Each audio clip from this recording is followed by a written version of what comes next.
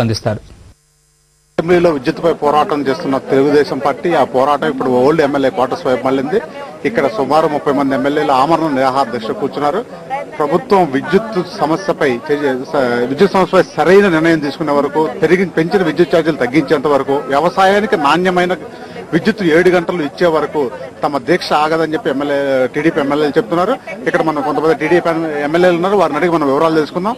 Sir చెప్పండి, మీ దీక్షకు ప్రధాన డిమాండ్ ఏంటి, ఏ విధంగా చేస్తారు?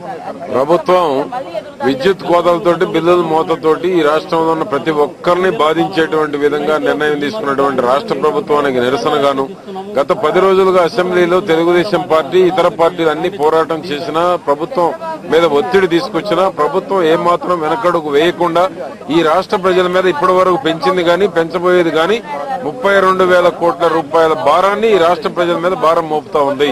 ఒక పక్క చూస్తేనేమో బొగ్గు ఎలకేషన్ లో అవినీతి, గ్యాస్ ఎలకేషన్ లో అవినీతి, ఐడల్ ప్రాజెక్టుల ఎలకేషన్ లో అవినీతి, పోర్టు ప్రాజెక్టుల ఎలకేషన్ లో అవినీతి, అంతా కాంగ్రెస్ పార్టీ అనుమతులకు మాత్రమే కేటాయించి ఈనాడు విద్యుత్ షార్టేజింగ్ ప్రధానమైనటువంటి కారణం అవినీతికి పాల్పడటం వల్లనే. కనుకనే ఈనాడు వ్యవసాయం పూర్తిగా పంటలు వేసినటువంటి వాళ్ళు ఎండిపోయినటువంటి పరిస్థితి వచ్చింది.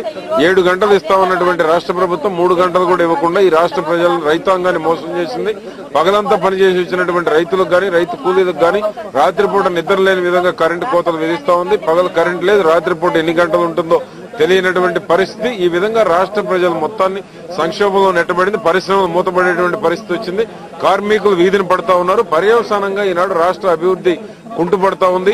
కనుకనే ఈనాడు పెంచిన ఛార్జీలు గాని, పెంచబోయేటువంటి ఛార్జీలు 32,000 కోట్ల భారాన్ని ఈ రాష్ట్ర ప్రజల మీద మోపుతున్నటువంటి దానికి నిరసనగా, వ్యవసాయానికి 7 గంటల కరెంటు ఇవ్వని దానికి నిరసనగా, పరిశ్రమలు మూతపడటానికి కారణమైనటువంటి ఈ రాష్ట్ర ప్రభుత్వానికి నిరసనగా మేము నిరవధిక నిరాహార దీక్ష చేపట్టడం జరిగింది. ప్రభుత్వం మీద ఏ విధంగానైనా సరే ఈ రాష్ట్ర ప్రజల తరఫున తెలుగుదేశం పార్టీ నిరవధికంగా పోరాటం చేయడమే ప్రధానమైనటువంటి ఉద్దేశం. ప్రభుత్వం అసెంబ్లీలో సరైన సమాధానం చెప్పలేదని, ఎట్టి పరిస్థితుల్లో విద్యుత్ ఛార్జీలు తగ్గించేంత వరకు, 32,000 కోట్ల అదనపు భారాన్ని తగ్గించేంత వరకు ఈ దీక్ష ఆగదని చెప్పి తెలుగుదేశం ఎమ్మెల్యేలు చెప్తున్నారు.